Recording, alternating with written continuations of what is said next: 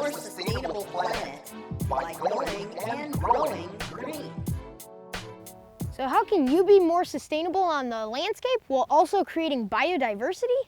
Roll up your sleeves as we dig for some answers at Green Bay Botanical Garden.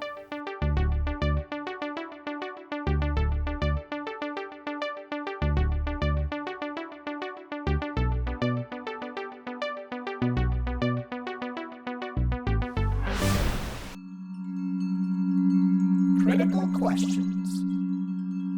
How can you create more biodiversity in your yard? What gardening solutions help the planet and people? Oh boy, we really need your help on this. Do you know what's missing here? Obviously, there's no biodiversity here. It's because that's a monoculture over there. That means they're only growing one type of species. And that looks like wheat stubble. We've got lots going on over here. Plus, I don't see any other species of life here either. It's because there's no biodiversity. It may be growing one thing, but it's still an ecological desert without diversity of species. Hey, this isn't fair. You look like you're in a jungle. What's all that noise? That's the sound of biodiversity. It starts with all these diverse plants that make a bunch of different ecosystems, and that creates a bunch of life. I think this place is still missing one thing pretty important. Oh yeah, this is the kind of biodiversity I'm talking about. What kind of jungle is this? This ain't no jungle, Tarzan. Just about anyone can grow something like this with just a little gardening savvy. Oh yeah, this is the Green Bay Botanical Garden. I bet there's experts here we can learn how to grow biodiversity here. Come on, let's go. Excuse me. So this place is cool and all with all its biodiversity, but it's a botanical garden. How can someone like me plant something like this? You know, these plants really don't need a whole lot. They need a place in the soil to grow, a little bit of water, air, and sunlight, and they're happy. So you don't need to be a botanical garden or have a horticulture degree to be able to have this in your own yard. You know, if you look around, you're gonna see gardens at schools, at businesses, I mean, just wandering down the street, and even in people's backyards. So they're all over the place.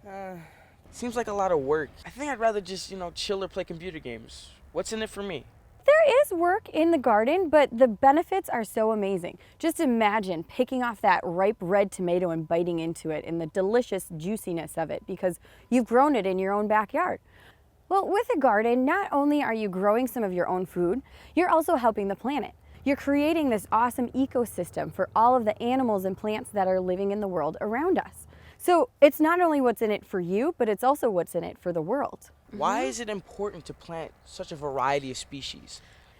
Well, think about it. If you have just your grassy yard, you have one plant out there. Not all animals that eat plants can eat that grassy yard. So by planting multiple plants of varieties, whether they're flowers, fruits, vegetables, you're helping feed the entire world. So they all work together. Yeah, exactly. Well, let me ask you this. Are you going to be happier sitting inside by your computer screen or outside in the real world, where the plants are taking that carbon dioxide in the air and turning it into food and plants for everybody, and then in turn giving you oxygen to breathe? Making food from CO2? I don't really get it. Well, let's think about it this way. What do you two need to survive and grow? Air. Food. Food, yeah. Water. Exactly. That's all of the things our plants need too. Those are the abiotic factors in our ecosystem, the things that are non-living, that all of our biotic factors, all of our living things, need to survive and grow.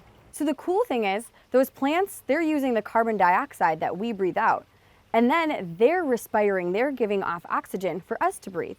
It's this cool symbiotic relationship that we have with plants. And all of these abiotic factors forms the foundation for all life on the planet Earth. Now that takes some serious biomagic. It is some pretty cool magic. So those plants, they're sucking up water through the roots from the ground. Then the leaves are grabbing the carbon dioxide from the air. And then inside those leaves, the reason they're green, they have these cool chloroplasts filled with chlorophyll. And that's where they're grabbing energy from the sun. They're taking that carbon, putting it with the hydrogen and the oxygen, and creating carbohydrates. Carbohydrates? I think that's what makes up all of our food. Cool. Photosynthesis creates nature's lunchbox. You know, if you really think about it, it creates the basis to all food webs. Do you know what other species feed on nature's lunchbox?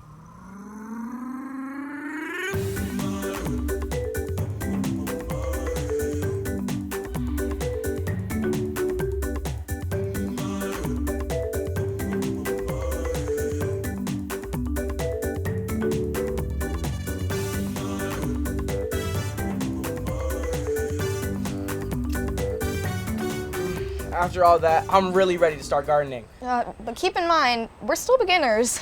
That's all right. Keep it simple and just remember to plant natives for biodiversity. Why is it important to plant native species? The native plants are going to be tougher, so they won't need as much water or fertilizer. The insects and the animal life that are here already know them, they're familiar with them, so they'll come to them for pollen, nectar, seeds, fruits, whatever those plants produce, the animals here will already know it and love it. There's about 1,000 native plants. What species are we talking about? There's plenty for you to be able to choose from. Purple coneflowers are beautiful and the butterflies love them. Coneflowers? Now we're talking pollinators. Oh yeah. Black-eyed Susans, wild quinine, hyssop, all have beautiful flowers throughout the year and the animals here will love them. Remember that you need to plant more than just flowers. It's also important to plant host plants that the caterpillars are going to eat and turn into butterflies, which will help to pollinate and visit your coneflowers. Is there any way we can feed pollinators and us too? It's simple. If you plant several varieties of vegetable plants in with your flowers, the pollinators that are attracted to the flowers will also help to pollinate your vegetable plants too. So they will produce a huge crop of peas, beans, tomatoes, cucumbers, radishes. They're coming in to eat all of that nectar and pollen out of the flowers, and after they're pollinated, then you end up with all these delicious vegetables to eat. Everybody wins.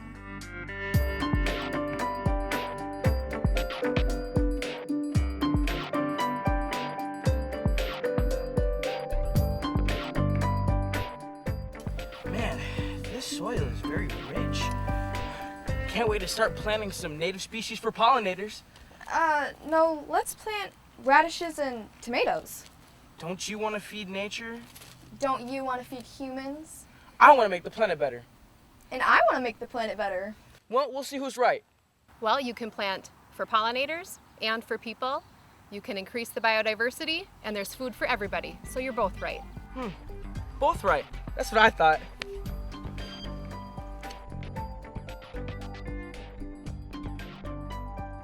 Who would have thought something as fun and simple as gardening could have such an impact on our backyard?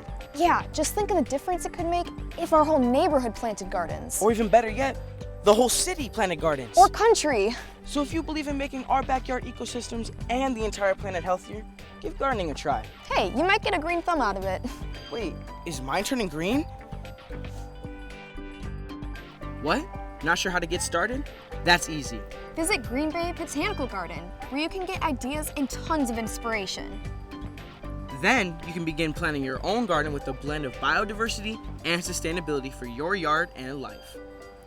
For free ideas and resources for creating your garden, visit gbbg.org and intotheoutdoors.org.